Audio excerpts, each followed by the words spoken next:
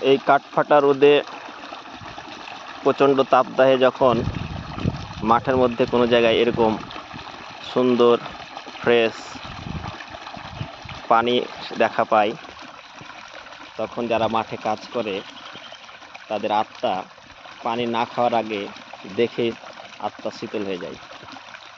পানির অপর নাম জীবন।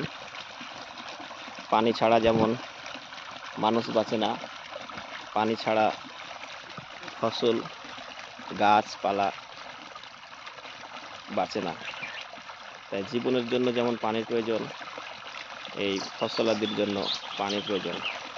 আমার বাগানে পানির সেচ চলছে। এই পানি দেখেই এই খরার মধ্যে জানটা শীতল হয়ে যাচ্ছে।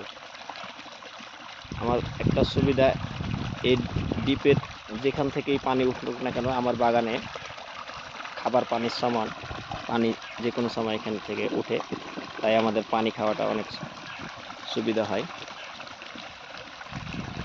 তো এই টলটলে ফ্রেশ পানি দেখে আপনাদের না দেখালে মনটা ভালো লাগছিল না, তাই দেখালাম। আত্মা ঠান্ডা হয়ে যাচ্ছে তাপদাতে, পানি দেখেই আত্মা শীতল হয়ে যাচ্ছে।